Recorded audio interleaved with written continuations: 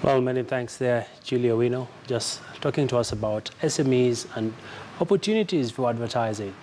Well, still staying with matters to do with corporate, Kenya lost one of its icons, and that is Kenneth Matiba just a few days ago. He was an astute businessman. And joining me right now in studio, I'm joined by Samuel Wa Njuguna, who is a veteran businessman who also spent some time with Kenneth Matiba, and he'll be talking to us about matters to do with wealth management in old age. Many thanks for joining us. Thank you very much. The first thing, let me take this opportunity to wish the family and friends and the entire country Pole. This time we are celebrating the time of our dear departed friend, Kenneth Matiba. But let me also say this, that Kenneth Matiba sacrificed a lot for this country, together, and I say together with many other people. So I don't subscribe to this idea that there should have been much recognition. If it ever came, fair enough. But the biggest philosopher who ever lived in this country, or in this world, Jesus Christ, healed 10 lepers when coming from Lake Tiberias. But he only got 10% gratitude. So why should you and I expect more than 10%? All right. Thank you. So talk to us about your association with Matiba, and what was his character when it came to his business and way of life? I met Kenneth Matiba when I was the coffee board overseas rep in London. He was in the corporate world, in the breweries. I met him through my former minister, Bruce Mackenzie, and another friend of theirs called Higgins. So they used to come to my office in London, and coffee at that time was a very important commodity, and all of them had an interest. And they would come to my office, take me to some of the most prestigious or sophisticated clubs, aristocratic club. And by his right, he was an aristocratic. Yes. And that way, I was able to see a man very disciplined, of course, from his background in education and family bringing. He was a very shrewd businessman, very disciplined, but very, very hard-working person. That is the business world. But that aside, I also met Ken now when we now had started the clamor for multi-party, restoration of multi-party democracy. But let me say this. If I confine myself to his life during that period of Ford, I think I've done the country history better than just talking generally about him, because you can read this in the other books. Correct. Ken, you can't discuss Kenneth Matiba without talking about Jomo Kenyatta and the 6 who were detained with him, and the nationalists like Jaramogi, Gitu Kahengeri, Munyo Wayaki, and others. Because these were the nationalists who gave us an identity as a country. And if you allow me to show you what I mean, this is what we were. Just hold it like this for the cameras. This is what we were. Colony, the protectorate of Kenya. This was Kikuyu Ben Meru passbook, which all of us, Kikuyu Ben Meru, had to have to be able to travel. So for these nationalists, they gave us an identity as a people. And when we went for elections, the first elections, they also gave us multi-party democracy. All right. So it would be wrong to say that he's the father of multi-party democracy, because we had already been given by the nationalists. All right. So when now things changed, and then we had our independence, and that's a history for another day. Of course. Speaking about history for another day, I want to get your quick closing remarks. Of course, Matiba is fallen right now, and what would you say about his business interests? And he died a man who was agitating for compensation following what he went through under the regime of the day. And right now, some of his businesses have really gone down. What legacy would you say this leaves behind as we get your finishing thoughts? I think his legacy is that he was the doyen of restoration of multi-party democracy, together with many others. And because of his status as a cabinet minister during Moi, we had to use him. We had to use him at least to be seen that our profile was. So otherwise, as far as I'm concerned, Matiba business, his association with the aristocrat and the other thing are well documented. For me, Matiba should be remembered as the senior-most person in the restoration of multi-party democracy, or what is actually dubbed as second liberation. Fantastic. The rest, I think, we can talk about young tax. In fact, let me put it this way.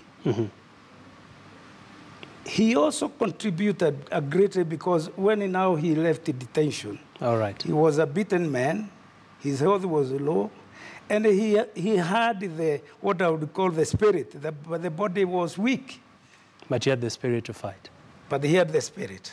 Thank you, sir, for joining us. Thank you, sir. And we'll definitely keep talking more about some of his memories here on KTN as the final journey for him to be laid to rest continue.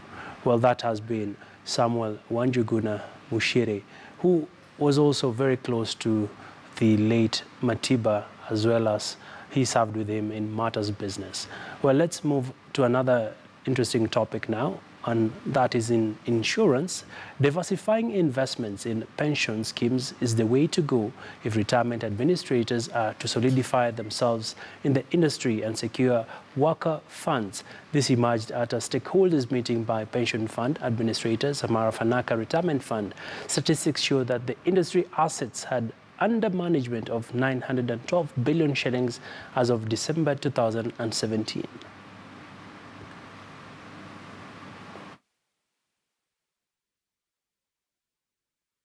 Truly an exciting and also a difficult time for an investor. But the fund has embraced new and diverse strategies in line with our greatest objective, which is to ensure that our members achieve a sustainable and comfortable retirement after 30 to 40 years of saving. Important things we must think about is why do we actually save our money in this umbrella fund? I think the important thing to notice is that we save our money to take care of ourselves in retirement. And in my view, retirement is a time to be enjoyed and not to be a time to suffer. Now, unfortunately, in this country, quite a large number of pensioners usually struggle. There is a large group of pensioners that Mr. Kilavi and I look after, and you'll find that on average those guys have a pension of maybe 3,000 to 5,000 shillings a month. Well, still on matters insurance, a lot has happened in the course of this week with floods across the country. And of course, what is the place of insurance companies in all this? I'm now joined by the Chief Executive Officer for Resolution Health, and that is Alice Mwai. Many thanks for joining us. Thank you, Abi. Resolution Insurance. I beg your pardon, Resolution Insurance, yes. After the rebrand. Thank you. Well, talk to us about what we're seeing right now in the country. There's, of course, the floods. And where's the place of insurance companies in all this? So yes, we've seen floods. It's amazing that climate change affects all sectors of the economy, including insurance. So when we see cars submerged in floods, we see houses flooded, we know that those are, our clients who are suffering, and we are quite happy to be able to come through for them from an insurance perspective to be able to pay their claim when the motor vehicle is damaged. When a motor vehicle, like for example in Narok, there's been many accidents when the road floods or breaks up. And so for that reason, we think that one should actually get proper insurance to be able to help them in that time of need when that accident or that flood event occurs and they have a damage of their goods. All right. Speaking about proper insurance, just demystify for us business insurance and why is it important in this day and age? So let me start by talking about insurance. So insurance is the transfer of risk from yourself to another party. So when an event occurs and there is a cost to yourself, so for example, we just talked about flooding. So when it floods and your equipment in the office gets damaged, you have to replace that equipment to be able to proceed with business. Now, if you don't have enough savings with yourself, especially as a small business owner, then you could actually stop doing business from that point onward. So insurance comes in to help you, you transfer that risk to the insurance company. When that happens, the company pays you back to be able to purchase those assets that are damaged. So that's one. The other one is when your employee gets an accident in the course of work. We know the government has said you need to pay them some amount of money, either whether they die or they get permanently disabled or they're temporarily out of work. That is a Workmen's Injury Benefit Act. You don't want to go into your pocket. You want somebody else to pay for you that if that event occurs again. So those are just two examples around business insurance. We think an SME especially should be able to hold. And from where you sit, where do you see insurance uptake going in Kenya?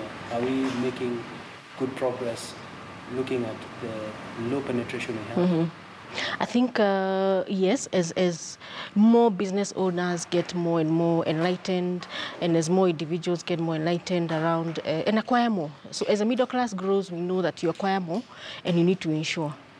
So we think that penetration will continue to grow as we go along.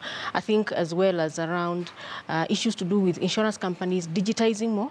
So we are seeing a lot more of companies opening up to be able to engage directly with the consumer.